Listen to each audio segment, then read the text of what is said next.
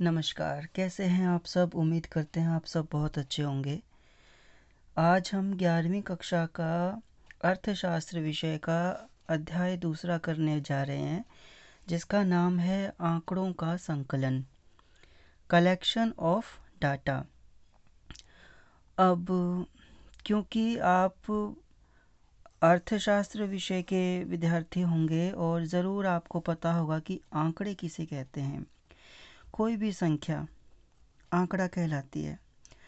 पिछली वीडियो में हमने समझा था कि सांख्यिकी में आंकड़ों का क्या रोल है, यानी कि कुछ आंकड़े सांख्यिकी होते हैं लेकिन कुछ आंकड़े सांख्यिकी का उदाहरण नहीं होते, क्योंकि कुछ सिंपल आंकड़े होते हैं और कुछ आंकड़े समूह के रूप में होते हैं।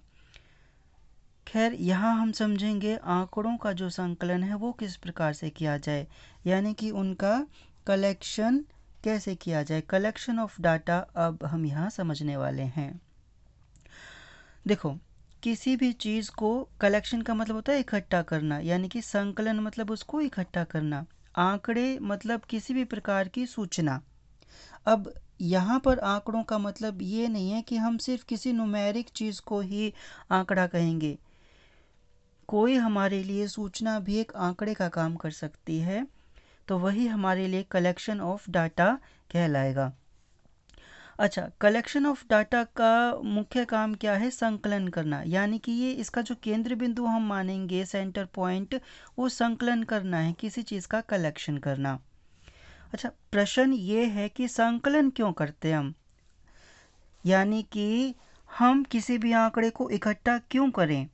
तो देखिए, हम मनुष्य अपनी सामाजिक और आर्थिक समस्याओं को समझने के लिए, या विद्यार्थियों को अपनी सामाजिक और आर्थिक समस्याओं को समझने के लिए आंकड़ों का संकलन करना चाहिए, आंकड़ों को इकट्ठा करना चाहिए। जब हमें हमारी आर्थिक और सामाजिक समस्याएं समझ में आ जाएंगी, तब हम सही तरीके से उनका समाधान कर सकेंगे। जब हमें कोई समस्या पता होगी तभी तो हम उसका सॉल्यूशन कर सकते हैं। जब हमें सामाजिक और आर्थिक समस्या को समझने के लिए या फिर विश्लेषण करने के लिए, इसलिए हम क्या करते हैं? आंकड़ों का संकलन करते हैं। आंकड़ों का संकलन हम क्यों करते हैं? पहला पॉइंट हो जाएगा इसका, सामाजिक और आर्थिक समस्या को समझने के लिए कि हमारी क्या सामाजिक समस्याएं हैं, क्या हमारी आर्थिक समस्याएं हैं, या फिर उनका उसके बाद विश्लेषण करने के लिए। ठीक है, तो ये तो बात होगी कि आंकड़ों का संकलन किया क्यों जाता है। अब देखो, अपने पास दो मुख्य समस्याएं हैं, ठीक है, जो कि चरम सीमा पर हमेशा ही रहती हैं और अभी तक हैं। जैसे कि एक है बेरोजगारी, अनएम्प्लॉयमेंट की समस्या, अनएम्प्लॉयमेंट। दूसरी है निर्धनता, पॉवर्टी की समस्या। ठीक है, अब देखो, कोई व्यक्ति बेरोजगार होगा तो संभावना है कि वो निर्धन ही होगा, है ना।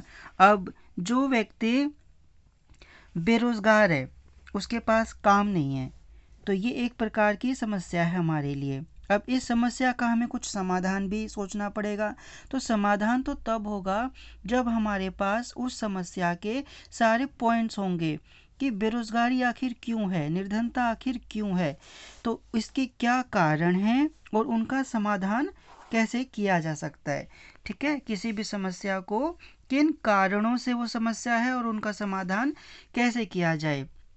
अब देखो, अपने पास यदि कोई समस्या है तो उसको, क्योंकि हम आंकड़ों का संकलन समझ रहे हैं यहाँ पे, और हमें हमारी सामाजिक और आर्थिक समस्याओं को समझने के लिए, उनका विश्लेषण करने के लिए ही आंकड़ों का संकलन करना है।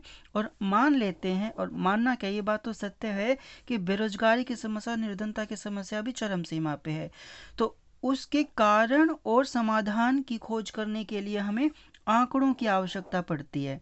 ठीक है, अब आंकड़े हमारे पास जो हैं वो दो प्रकार से इकट्ठे होते हैं, पहला प्राथमिक और दूसरा द्वितीयक। प्राथमिक मतलब फर्स्ट स्टेज के आंकड़े, फर्स्ट स्टेज के आंकड़े। ये उद्गम के स्रोत से इकट्ठे किए जाते हैं, मतलब कि सोर्स इनका जो है वो ओरिजिन है, यानी कि ये ओरिजिनल डाटा, ओरिजिनल हमारे आंकड़े होते हैं। ठीक है, इनसे किसी प्रकार की मात्रात्मक हमें सूचना प्राप्त होती है और द्वितक आंकड़े जो हैं वो किसी एजेंसी या किसी संस्था द्वारा हम प्राप्त कर सकते हैं। आप सिंपल समझिए कि प्राथमिक आंकड़े वे आंकड़े हैं जो पहले ही कोई व्यक्ति इकट्ठा कर चुका है, जबकि प्राथमिक आंकड़े वे ये तो द्वितक आंकड़े हैं। प्राथमिक आंकड़े वे आंकड़े हैं जो कोई व्यक्ति पहली बार इकट्ठा कर रहा है, फर्स्ट टाइम इनको कलेक्ट कर रहा है, यानी कि अपने ओरिजिनल सोर्स से उसको इकट्ठा कर रहा है। ये हमारे लिए रहेंगे प्राथमिक आंकड़े। इसके अलावा द्वितक आंकड़े रहेंगे वे आंकड़े जो सेकंड टाइम है इकट्ठे किए जा रहे हैं, इनको पहले ही इकट्ठा किया जा चुका है। तो बेसिकली इनके अंदर यही अंतर होता है कि प्राथमिक आंकड़े पहली बार इकट्ठे किए जाते हैं, सोर्स ऑफ ओरिजिन से इकट्ठे किए जाते हैं।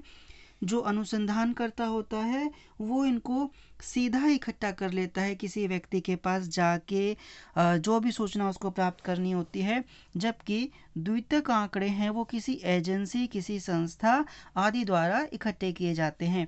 अब इसके अंदर हम ऐसे लगा सकते हैं कि मान लीजिए हमें किसी गवर्नमेंट का डाटा इकट्ठा करना है। ठीक है, गवर्नमेंट ने पहले ही सारे डाटा इकट्ठे किए हुए हैं, हमें बस वो डाटा वहाँ से उठाना है। अब वो पब्लिश भी हो सकता है, वो अनपब्लिश भी हो सकता है, प्रकाशित भी हो सकता है या गैर प्रकाशित भी हो सकता है। तो ऐसे जितने भी हमारे डाटा रहेंगे, चाहे वो द्वितक हो चाहे वो प्राथमिक हो, इनको हमें समझ लेना चाहिए। ठीक है, तो उम्मीद करते हैं आपको इस वीडियो के अंदर प्राथमिक और द्वितक आंकड़े अच्छे से समझ में आ गए होंगे। प्राथमिक आंकड़े उद्गम के स्रोत से इकट्ठे किए जाते हैं, ये ओरिजिनल डाटा होते हैं हमारे, जबकि द्वितक आंकड़े हैं ये सेकंड स्टेज के डाटा होते हैं। प्राथमिक डाटा में किसी भी प्रकार का संशोधन हम नहीं करते क्योंकि वो ओरिजिनल हैं, जबकि द्वितक आंकड़ों में हम किसी भी प्रकार का संशोधन कर सकते हैं क्योंकि इनका उद्देश्य अलग होता है। ठीक है, अगर चैनल पर नए आए हैं तो चैनल को आप सब्सक्राइब कीजिएगा, वीडियो अच्छी लगे तो लाइक शेयर और कमेंट ज़रूर कीजिएगा। मिलते हैं अगले वीडियो में।